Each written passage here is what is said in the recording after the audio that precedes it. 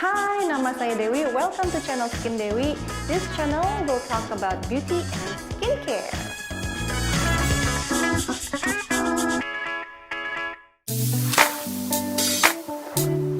Welcome everyone to the first step of your acne freedom journey. Teman-teman, dengan video ini saya akan menemani kalian di journey-nya kalian in your first step dalam towards acne freedom. Nah, kalau teman-teman masih belum punya, saya sarankan untuk menyiapkan buku jurnal atau diary untuk bisa mencatat perjalanannya kalian. Dan mungkin di sesi video ini kalau ada tips-tips yang saya sharing yang mungkin bermanfaat untuk teman-teman, bisa juga langsung dicatat supaya tidak lupa. Tentunya semua journey-nya teman-teman itu harus didokumentarikan supaya teman-teman juga bisa melihat sejauh mana sih progresnya kalian dari awal. Oke, so let's start. Di dalam video ini saya akan sharing 4 tips yang teman-teman bisa gunakan untuk mempercepat dan melancarkan proses kalian menuju ke acne freedom. Step pertama, mulai dari mindset-nya kalian. So, apa sih itu mindset? Jadi, first of all, pikir dulu, kenapa sih kalian ingin bebas dari jerawat? Oke, mungkin mikirnya, siapa sih yang mau jerawatan? Yes, I know, semua orang juga ingin bebas dari jerawat. Tapi lebih ke deep, lebih dalam lagi, apa sih yang bisa aku dapatkan kalau aku sudah bebas dari jerawat ini? Apakah mungkin percayaan diri? Apakah mungkin rasa kemenangan?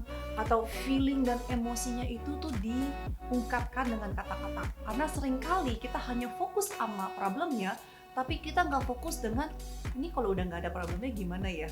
Karena jadi kita selalu fokus sama problemnya sampai problemnya itu kayak nggak hilang-hilang karena kita fokusinnya di problemnya terus tapi bukan hasil yang kita inginkan. Padahal semua orang juga tahu ya kita pinginnya tuh hasilnya bukan sama problemnya. Jadi dengan mindset ini kita sedikit mengubah, bergeser sedikit pola pikirnya dari yang mikirin problem yaitu jerawat, tapi ke gimana kalau aku setelah bebas dari jerawatnya ini. Nah, yang paling penting adalah motivasinya, karena seringkali kan aku ingin ini, aku ingin itu, aku ingin ono, tapi kok kayaknya nggak tercapai-capai. Kenapa? Karena why-nya, kenapanya itu tidak cukup kuat. Tapi kalau dibilang, tapi saya kuat kok, saya pingin bebas dari jerawat, saya kepingin banget, nggak ada lagi yang saya lebih inginkan. Why? Kenapa? Kenapa sih mau bebas dari jerawat? Emang kesannya gampang ya pertanyaannya, tapi kalau ditanya kenapanya itu mungkin nggak semudah itu. Lalu yang kedua, coba dipikirkan lagi, ada nggak sih sesuatu yang mengikat kita dengan si jerawatnya ini? Ada nggak sih di dalam pikiran kalian yang holding you back, yang bikin kalian tuh nggak mau lepas dari jerawatnya ini? I know kayaknya, nggak masuk akal. Siapa sih yang mau jerawatan? Memang di permukaannya seperti itu, tapi kalau dilihat lagi dalamnya, ada gak sih sesuatu yang mengikat kita dengan si problemnya ini? Nah, ini yang kita bahas tentang mindset, karena mindset itu berarti ada sesuatu di dalam kamu yang mengunci sama masalah ini, atau ada sesuatu yang kita nggak mau lepas. Nanti di step-step selanjutnya kan aku akan bahas sedikit tentang misalkan pola makan dan pola hidup dan lain-lainnya. Kalau misalkan nanti di trigger food, misalkan ternyata ada beberapa makanan yang kalau saya konsumsi ini akan men-trigger jerawat saya, tapi saya suka banget, gimana dong? Nah, itu masuk lagi ke mindset. Jadi kadang kita tidak mau melepas sesuatu karena kita masih menginginkannya. Jadi aku kasih contoh aja ya, for me personally, aku tuh harus mengurangi banget namanya gluten dan dairy. Dan tapi aku doyan banget namanya roti-rotian dan bakmi-bakmian, dan dairy aku demen banget minum kopi susu gitu. Jadinya walaupun aku pingin bebas dari jerawat, kalau ditanya pingin nggak bebas dari jerawat, pingin. Tapi keinginannya untuk minum kopi susu kadang tuh lebih tinggi daripada bebas dari jerawatnya. Nah, itu kan balik lagi ke mindsetnya. Jadi seringkali aku akan minum si kopi susu itu sekitar, aduh harusnya jangan diminum ya. Nanti setelah jerawatan baru, aduh iya ya kemarin sih minumnya kebanyakan. Kayak baru menyesal seperti itu. Jadi dibalik lagi ke mindset. Ada gak sih sesuatu di belakangnya yang menahan kita untuk lepas dari si jerawatnya ini? Kalau for my case mungkin kopi susu. Mungkin buat teman-teman, I don't know, kue coklat, gorengan, I don't know. Tip nomor 2 adalah know your own skin. Nah, banyak banget nih ya, saya ketemu orang, saya konsultasi dengan orang, bahkan yang punya kulitnya aja nggak tahu aku tuh tipe kulitnya apa sih gitu. Bahkan nanya ke orang lain, jadi kak aku sebenarnya kulitnya ini bukan gitu, padahal kan kulit kita sendiri, harusnya kita yang paling mengerti kulit kita tuh seperti apa. Jadi kalau kalian masih belum tahu tipe kulit kalian apa, mungkin boleh sisihin waktu yang lebih banyak untuk lebih menyadari, lebih aware aja dengan kulitnya sendiri itu apa sih gitu, tipe kulitnya apa. Dan juga tentunya kita juga ada banyak video-video di YouTube yang teman-teman bisa nonton untuk lebih mengenal bedanya oily skin sama dry skin apa, dehidrasi sama oily itu apa, and so on and so forth. Supaya minimal teman-teman tuh sudah tahu kebutuhan kulitnya tuh apa, dan kebutuhannya kebutuhan sekarang ya, bukan kebutuhannya minggu lalu, bukan kebutuhannya bulan lalu, bukan kebutuhannya 5 tahun yang lalu. Karena sering kali saya ketemu orang, oh iya saya dulu tuh kulitnya tuh berminyak. Ya dulunya tuh kapan? Dulunya mungkin udah 10 tahun yang lalu. Dulunya mungkin masih usianya 15 tahun, tapi sekarang sudah 25 tahun gitu ya. Jadi kulit itu selalu berubah. Jadi lebih aware dengan kondisi sekarang. Balik lagi, bukan kondisi kemarin, bukan kondisi bulan lalu, karena kondisi selalu berubah. So know your own skin. Kenapa yang ini penting banget? Karena kalau teman-teman sangka kulitnya itu berminyak, lalu akhirnya pakai produk yang untuk oily skin, tetapi problemnya adalah ternyata kulitnya dehidrasi. Nah, dengan produk yang salah, itu dampaknya nggak akan maksimal ke kulit kalian. Kalau teman-teman kulitnya dehidrasi, tetapi memakai produk yang untuk oily skin, akhirnya tambah dehidrasi, tambah beruntusan.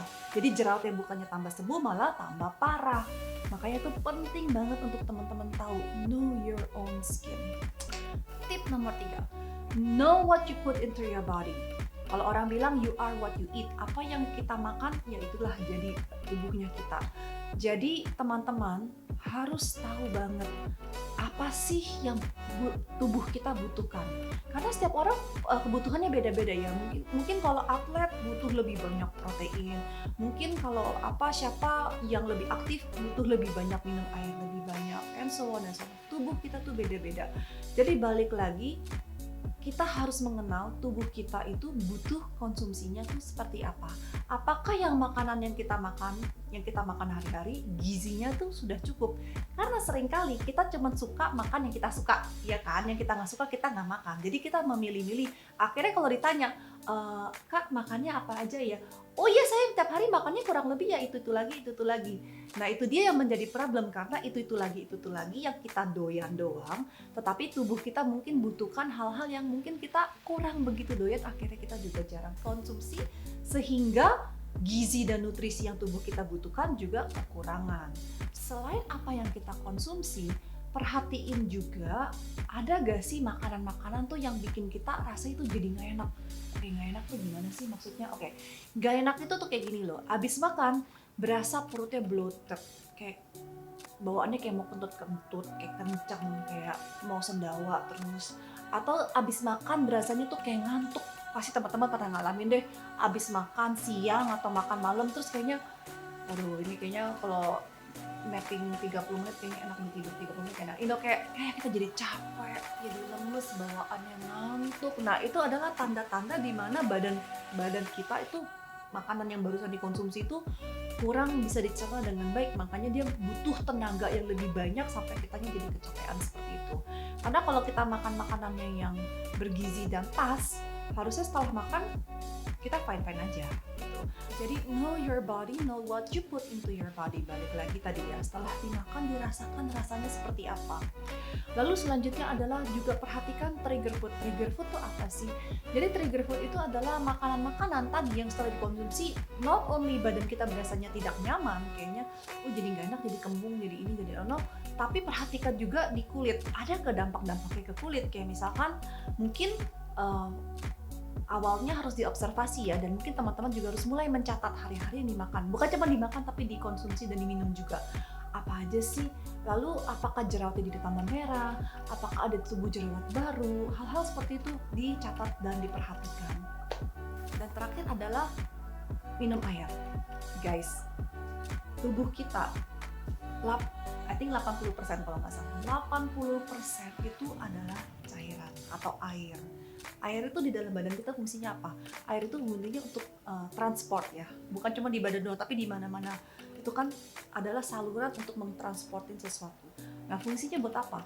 Supaya barang yang masuk bisa keluar juga, supaya kotoran bisa keluar. Jadi bayangin kalau kita pipa air, lalu buang air masuk bersih, air keluar kotor, ada salurannya kan, seperti got.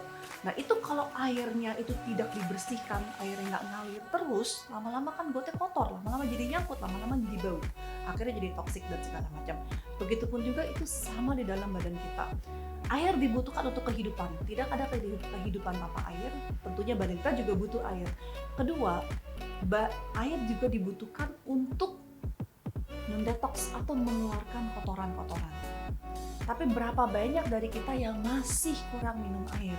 Atau pola makan makanan yang tidak kaya akan air, seperti gorengan yang semuanya sudah kering karena sudah tergoreng habis. Berapa banyak porsi makan kita itu yang lebih banyak daun-daunan yang berair versus daging-daging atau makanan-makanan yang kering yang tidak ada airnya. Sedangkan 80% dari tubuh kita itu adalah air. Jadi kalau teman-teman masih kurang minumnya, perhatikan minum airnya pun juga tolong ditambahkan lagi. Nah, berapa banyak? Semua orang kebutuhan airnya beda-beda ya. Pada umumnya orang bilang 2-3 liter, tapi tentu balik lagi ini tergantung tinggi kita, berat badan kita, aktivitas level kita, nggak bisa dipukul rata. Jadi saranku teman-teman, kalau misalkan sekarang berasanya masih kurang, coba ditambahin aja. Nah, tahunya cukupnya gimana? You will feel the difference kok, kita akan merasakan perbedaannya. Kalau awalnya berasanya kembung, aku kalau minum air banyak jadi kembung.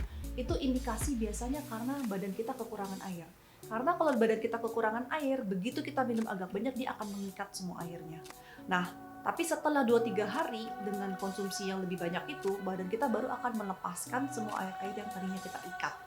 Nah, taunya gimana? Nanti tiba-tiba jadi berasa haus banget, seperti udah seminggu nggak minum air padahal barusan minum, lalu tiba-tiba kita akan keluar kencing atau keringetan banyak banget. Nah, itu indikasi badan kita lagi melepaskan air. Jadi itu adalah step-step yang cukup wajar awalnya di saat kita membiasakan minum air lebih banyak. Terutama untuk teman-teman yang banyak minum kopi, banyak minum teh, atau hal-hal pun yang sifatnya diuretics yang membuang air, pastikan itu sudah ditambahin lagi asupan airnya. Tips yang terakhir dan yang keempat, know your lifestyle and daily habits. Seberapa banyaknya kita beristirahat. Tidur itu sangat-sangat penting, karena tanpa tidur badan kita tidak bisa regenerasi dan tidak bisa menyembuhkan diri kita sendiri. Healing terjadi di saat kita tidur.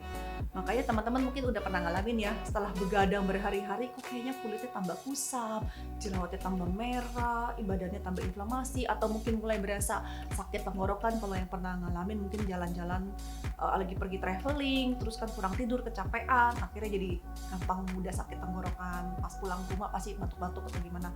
Nah, tidur itu tuh penting banget. Tanpa tidur, healing tidak bisa terjadi. Yaitu artinya jerawatnya juga nggak bisa sembuh. Lalu selanjutnya, how are you managing yourself? Stress. Gimana caranya kita mengatasi stres dalam hidup kita? Karena namanya stres dalam hidup nggak mungkin hilang. Bagaimana cara kita managingnya itu semua? Karena memang kita butuh stres dalam hidup kita. Tapi kalau kita tidak manage dengan baik, stresnya itu yang akan menuruni imunitas kita, menuruni healingnya badan kita, dan akhirnya merusak semua kehidupan kita. Seperti teman-teman mungkin sudah pernah dengar juga, stres adalah the number one killer. Karena stres makanya ada penyakit ini, penyakit itu, dan penyakit kronis dan yang lain-lainnya. Begitupun juga itu nyambung kepada kondisi kulit kita, kepada jerawat kita, dan yang lain-lainnya. So how are you managing your stress? Oke guys, dari 4 tips ini I hope ini berguna. Pertama tadi adalah know your mindset, know your why. Kenapa kamu mau sembuh? Ada gak sesuatu yang masih menghalang kamu untuk menyembuhkan dirimu? Nomor 2 adalah know your skin. Kulit kita butuhnya apa sih? Nomor 3 adalah know what you put into your body. Apa sih yang kita masukin ke dalam badan? Yang keempat adalah know your lifestyle, know your habits, know your stress level, dan how do you overcome kalau ada stres-stres seperti ini. Gimana sih caranya kita melepaskannya diri dari stres atau mengatasinya stres. Nah, tentunya teman-teman ini video yang sangat singkat aja. Kalau teman-teman ingin tahu lebih banyak, bisa check out YouTube channel kita di YouTube channel Skin Dewi. Di playlistnya Acne Freedom ada detail modul yang lebih detail lagi satu persatu untuk menjelaskan tadi tentang mindset, tentang pola makan, tentang trigger food, tentang air, dan yang lainnya ya. So please watch video-video itu karena lebih banyak tips lagi yang aku sharing yang tidak bisa aku sharing dalam video singkat ini. Watch that video karena itu akan sangat bermanfaat untuk teman-teman semua. And don't forget jurnalmu. Didokumen semuanya yang kalian pikirkan, yang kalian alamin, yang kalian pelajarin semuanya. The success and the failure. Jadi dokumen juga kesuksesan dan juga kegagalan. Karena namanya journey ya, pasti ada up, ada down, ada naik, ada turun. Itu normal dan itu wajar. Tapi apa yang bisa kita dokumen dan apa yang bisa kita pelajari itu akan bermanfaat untuk bagaimana cara kita mengatasi ke depannya. So, thank you so much for watching this video. Good luck! Dan aku pingin dengar lebih banyak cerita tentang dari teman-teman semua ini. I would love to hear your stories, your success stories, your failure stories pun juga. Please do not hesitate to share with us. Dan juga tentunya kalau masih ada pertanyaan apapun juga silakan untuk bertanya. You can DM us via Instagram, via WA, kapanpun juga. We're more than happy to answer your questions. So thank you so much for watching. I'll catch you next time. See ya!